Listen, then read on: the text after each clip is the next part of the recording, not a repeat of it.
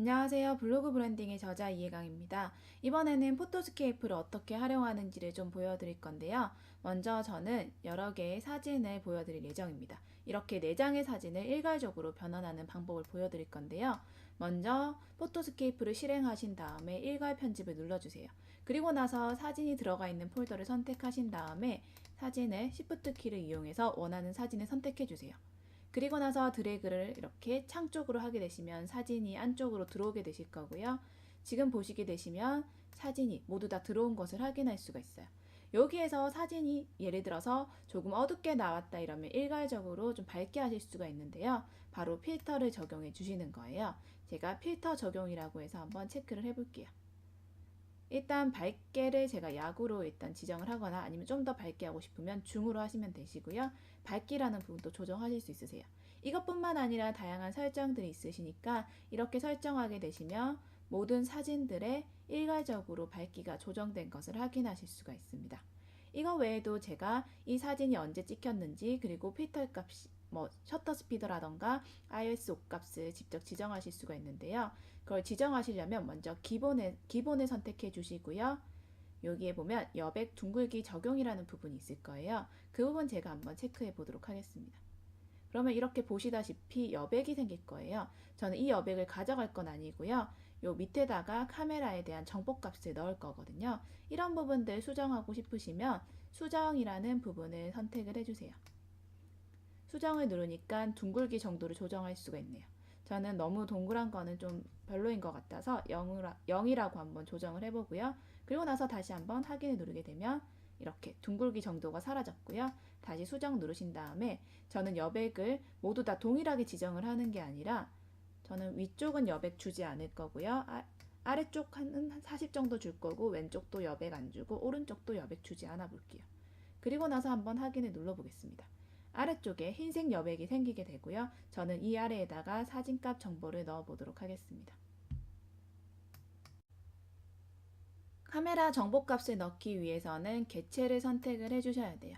그리고 나서 글 부분을 한번 체크해 보시겠어요? 그럼 텍스트가 지금 보시면 왼쪽 상단에 적혀 있는 것을 확인할 수가 있는데요. 저는 텍스트가 아니라 제가 원하는 텍스트를 한번 넣어 보도록 하겠습니다.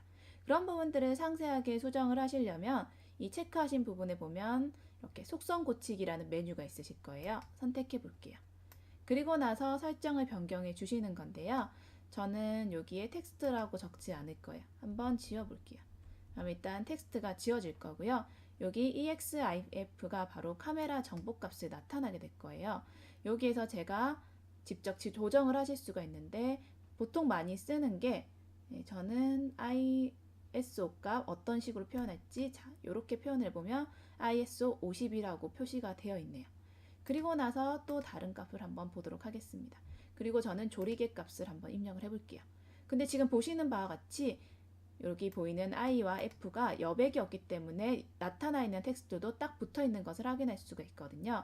제가 임의로 요 가운데에다가 스페이스를 이렇게 쳐서 간격을 띄워주고요. 좀 더 구분하고 싶다 이러면 우리나라 돈 표시할 때 쓰는 그 돈 모양 위에 보시면 Shift 키를 누르시고 같이 누르시면 이렇게 일자 모양이 나오거든요. 이렇게 해서 일자 모양으로 구분해 주시고 마찬가지로 또 구분해 주시는 거예요. 그리고 나서 또 필요한 거 넣어 주시면 되시는데 저는 카메라 제조사 한번 넣어 보도록 하겠습니다. 네, 소니에서 찍은 사진이고요. 그 다음에 보시면 모델명 또 넣을 수가 있네요. 저는 모델명을 대문자로 넣어 보도록 하겠습니다. 이런 방식을 통해서 또 여백이 필요하시다면 여백을 넣어 주세요. 이렇게 해서 카메라 정보값이 나왔고요. 더 넣고 싶으신 정보가 있으시면 넣으시면 되시고 또 많이 쓰시는 거 뭐 카피라이트 하셔서 누가 적었는지 적어주시는 것도 괜찮아요. 저는 카피라이트 해서 2014년도 찍은 사진이니까 2014년도라고 하고요. 제 이름 한번 적어볼게요. 이렇게 해서 제 이름 작성을 해봤고요. 전체적으로 좀 텍스트가 큰 것 같네요. 일단 텍스트의 크기도 줄일 수가 있습니다. 지금 28이 아니라 저는 한 16 정도로 구분해 볼 거고요. 이 위치를 조정하고 싶다 이러시면 배치 기준이라고 해서 위 왼쪽이라고 되어 있네요. 저는 여기를 일단 중앙으로 먼저 배치를 해볼게요.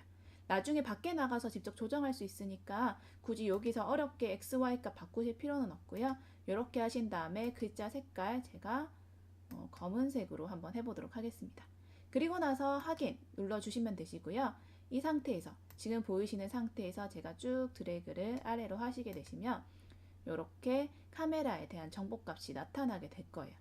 수정하고 싶다 이러시면 다시 들어가셔서 나는 골뱅이 위치 바꿨으면 좋겠어 하시면 골뱅이를 여기다가 다시 붙이게 되면 자동으로 고쳐지는 것을 확인하실 수가 있고요. 이 사진뿐만 아니라 만약에 제가 다른 사진을 보게 되면 다른 사진에 대한 정보값들이 나타나게 될 거예요. 여기서는 조립계값 F4고요. 그리고 여기는 F가 3.2네요. 이런 식으로 제각각 카메라에 대한 정보값이 들어가기 때문에 매번 적지 않아도 편리하게 사용하실 수가 있습니다. 이렇게 다 편집한 사진을 한번 저장해 보도록 하겠습니다. 여기에 보시면 모든 사진 저장이라고 되어 있는데요. 선택하신 다음에 한꺼번에 저장하실 수가 있으세요. 제가 변환된 사진을 각 사진 아래 폴더에 아웃풋이라는 폴더로 만들어서 한번 저장을 할 거고요. 그 다음에 다른 이름으로 바꿔서 저장한다라는 부분이 있는데 책에도 나와 있듯이 이 사진에서 사용되는 파일명도 검색에 잡히기 때문에 잘 적어 주셔야 돼요. 제가 이 부분을 하와이라고 직접 기입을 할 거고요. 하와이 관련된 건데 소니 알파 7으로 찍은 사진이라고 표시를 해볼게요.